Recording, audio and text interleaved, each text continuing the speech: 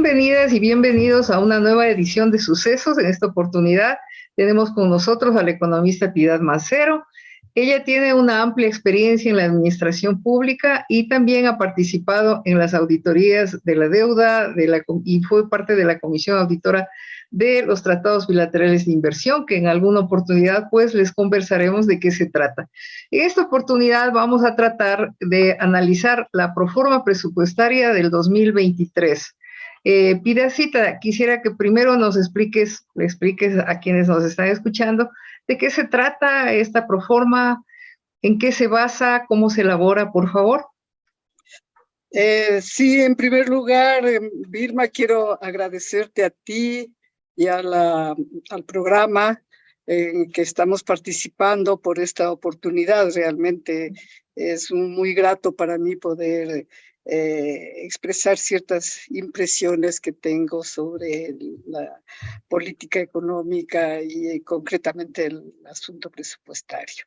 Me preguntabas de qué se trata el presupuesto. Bueno, el presupuesto es o en este caso es la proforma presupuestaria, pero en general el presupuesto es un instrumento fiscal que registra los recursos con que cuenta el Estado para dar cumplimiento a sus acciones, a sus funciones y desarrollar programas y proyectos. Eso en cuanto a recursos. Y luego viene la otra parte, que es la distribución de esos recursos mediante las asignaciones de gastos. Entonces, como se trata de un presupuesto general del Estado, integra a todas las instituciones del gobierno central, ¿no? Solamente no, digamos, se debería hablar de todas las instituciones, pero con excepción de los gobiernos seccionales, de las empresas públicas, de la banca pública y de la seguridad social. Entonces, todo el resto de instituciones están por ley comprendidas en este presupuesto. No sé si hasta ahí es la Sí, pregunta, muy bien. digamos, ¿Y en cuáles cuanto a son, definición. como se trata de un ejercicio a futuro, ¿no es cierto? Porque estamos hablando del 2023, este ejercicio a futuro implica una serie de supuestos que por su cierto tienen que tener una base empírica, una base real. ¿Quisieras contarnos, por ejemplo, bajo qué precios del petróleo están considerados para la proforma del 2023? Piedacita. Sí, en esta proforma, no sé, me gustaría explicar que la proforma es, digamos, el producto de una programación presupuestaria. Es decir, la programación presupuestaria y luego la ejecución constituyen el ciclo presupuestario. Entonces, esta programación presupuestaria que se inicia con las directrices que envía el Ministerio de Economía y Finanzas a las instituciones en el mes de mayo. Previamente las instituciones tienen que formular sus propias proformas de acuerdo con sus planes institucionales, digamos, planes de desarrollo institucional. Entonces, en mayo se distribuyen las directrices bajo las cuales tienen que concretar las instituciones sus propias proformas. Luego eso envían al Ministerio de Economía y Finanzas. El Ministerio revisa, integra y somete luego a la Presidencia de la República. Eso más o menos en el mes de octubre. Paralelamente, la institución de planificación también formula el plan anual de inversiones, también conjuntamente con las instituciones, ¿no? Es decir, no puede por su cuenta nada más la planificación formular planes, sino que tiene que ser muy coordinado, muy conjuntamente con las instituciones. opciones. Y luego la ley dice que 60 días antes de iniciarse ya la ejecución del presupuesto tiene que enviar el ministerio, ya no el ministerio, es la Presidencia de la República, a la Asamblea Nacional para que examine y lo apruebe, si es el caso, o bueno, en los últimos años se había venido dando que no aprueba, simplemente devuelve al presupuesto, al Ejecutivo, porque no está de acuerdo, pero el Ejecutivo no le queda más que poner en vigencia. Bueno, perdón, si me repites la pregunta, yo me... Sí, por favor, ¿cuál es el precio promedio que se está considerando en esta proforma presupuestaria para el año 2023, el precio promedio de exportación del petróleo, que es uno de los recursos importantes con que cuenta el país? Sí, o sea, el Banco Central también prepara un marco macroeconómico, ¿no? Y como parte de eso figura también el precio referencial de exportación de petróleo, que es uno de los ingresos importantes del presupuesto. Ese precio, si bien consta en las metas macroeconómicas que envía el Banco Central, pero eso está definido básicamente por el Ministerio de Energía, el Ministerio del Ramo, digamos, ¿no? Ahora se llama de Energía. Ya. Entonces define un precio y con eso se hace el cálculo de los ingresos petroleros. En este caso, para el año 2003 se ha determinado un precio de $65 por barril, ¿no? 64,84. A ver, 64,84. Ya, este precio fue objetado por la Asamblea. ¿Por qué razones, Piedacita, fue objetado? Prácticamente ha habido consenso en objetar, es decir, las diferentes opiniones especializadas que se han dado han sido en el sentido de que está muy bajo el precio. También en la Asamblea es uno de los puntos que consta en el informe para devolver la proforma. Y se considera bajo porque los precios efectivos son, internacionales y a los que el gobierno nacional ha logrado exportar son bastante mayores. En el segundo semestre de 2022 tiene un precio promedio de $89,94 por barril. En el segundo semestre de 2022 el promedio es de 99,87. En noviembre de 2022 ha bajado un poco, es de 89,94. Y parece que justamente este día, 9 de diciembre, revisé y hay también una baja en el precio internacional, motivada en parte, o sea, 3 países están determinando, causando, digamos, esta baja, que son Estados Unidos, China y Rusia. De alguna manera Rusia, bueno, no interviene mayormente, pero sí tiene que ver por el conflicto con Ucrania. La baja parece que se da en el caso de China por el rebrote de la pandemia COVID. Entonces eso hace prever que habría un menor consumo, ¿no? Entonces ha bajado a $74,5 por barril, pero este día. Lo más probable es que eso precio es volátil. ¿Por qué es que la Asamblea, por qué, Piedacita, por qué razón es que el gobierno, el Ministerio de Finanzas, ha establecido un precio que es considerado por la Asamblea como excesivamente bajo?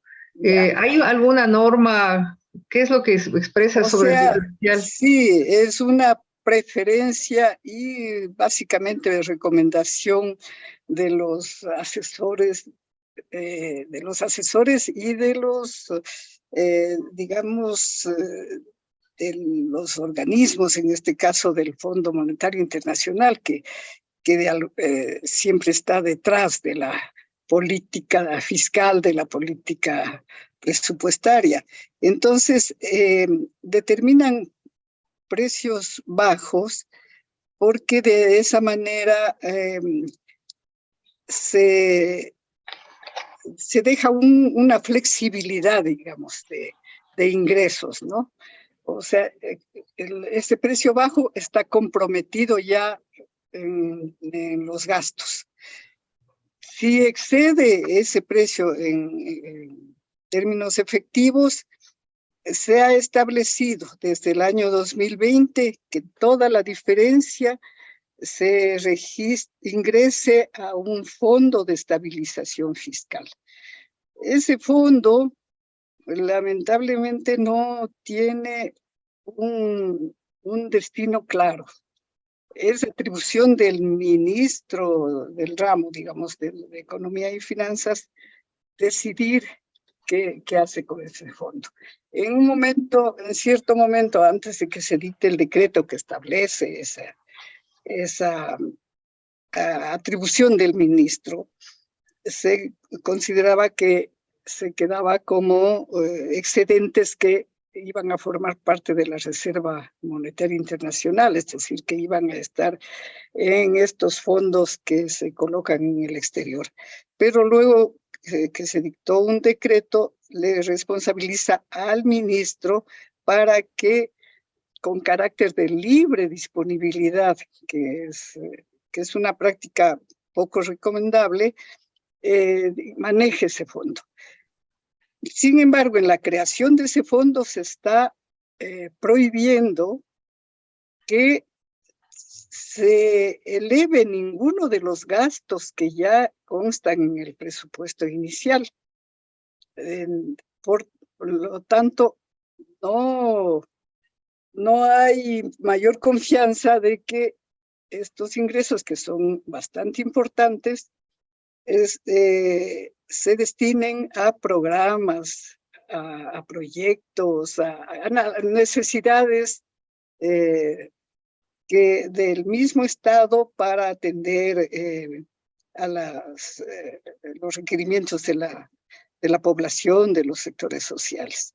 Entonces, hay indefinición, no se sabe finalmente qué se está haciendo con estos recursos extraordinarios que se están formando. En el año 2022, el precio referencial es todavía de 59,20, pero vemos que las exportaciones efectivas han sido promedio hasta el segundo semestre de 99,87.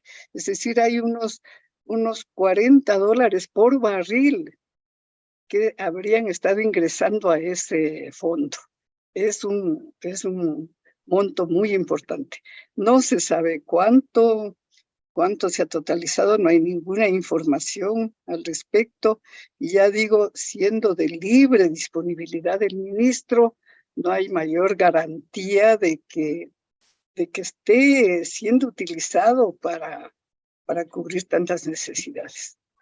¿Y qué pasa con la inversión en obras públicas en el año 2023? ¿Qué está presupuestado, Piedacita? Bueno, eso es algo preocupante, porque del 2022, que apenas hay en los resúmenes de gastos, en los cuadros resúmenes, hay el grupo de obras públicas, que es la construcción de la ejecución de proyectos sobre todo, pero es la construcción física, digamos, de obras, de infraestructura sobre todo.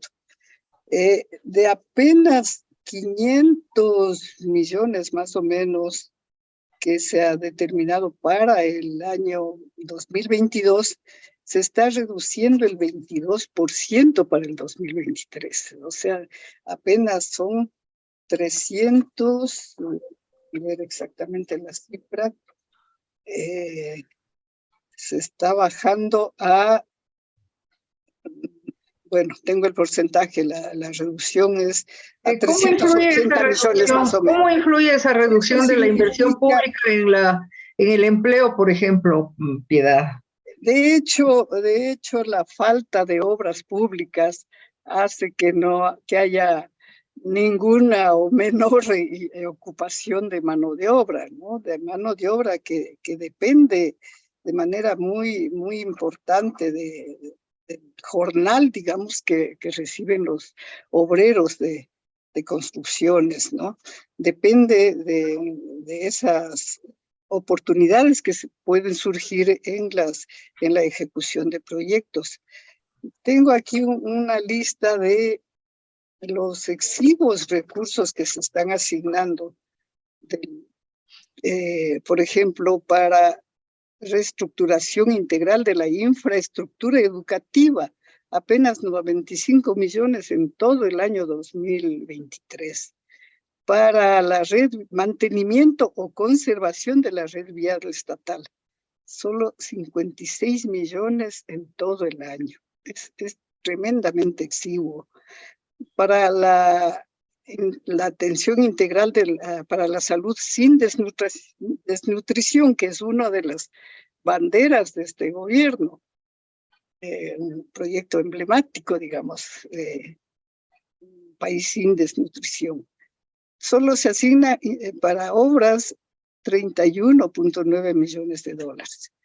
Para programas de desarrollo infantil, 24 millones. Y para los créditos de inversión agropecuaria, ¿no? En el programa de fomento de la inversión agropecuaria, los créditos al 1% de interés, hasta 30 años plazo, apenas 22 millones. Es decir, es un presupuesto que perjudica el crecimiento económico, o sea, la recuperación, porque ya el país tuvo que contraer mucho sus programas, su gasto en el 2020, en el 2021 por por la crisis de salud que hubo.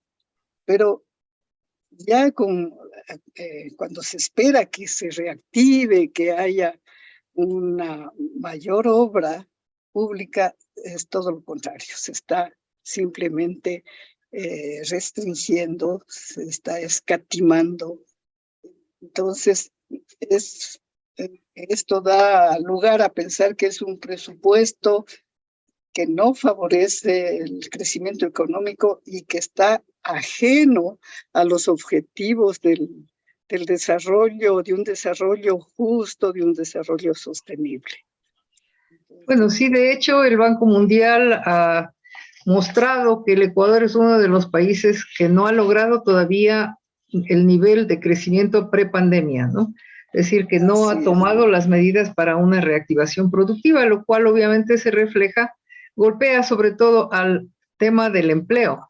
Por eso es que en el Ecuador apenas el 31%, 31 de cada 100 personas cuentan con un empleo adecuado. Es decir, empleo adecuado se define como aquel en el que por lo menos tiene un ingreso igual o superior al salario básico, al salario mínimo vital, y que además tienes acceso a la seguridad social.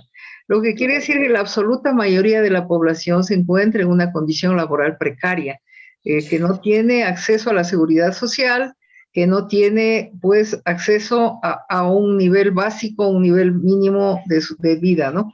Y en la proforma del presupuesto se está mostrando que esta situación para el año 2023 se va a mantener, como además ha anunciado en numerosas ocasiones el ministro de Finanzas, que se va a mantener, va a continuar la austeridad, lo que quiere decir que no tenemos buenas noticias para las familias. Muchísimas gracias, Yadcita, por esta oportunidad. Yo creo que el tema del presupuesto es suficientemente amplio. Quizás continuemos más adelante. Muchas gracias. Gracias a ti, Vilma, siempre a las órdenes. Encantada de plantear estas ideas. Gracias.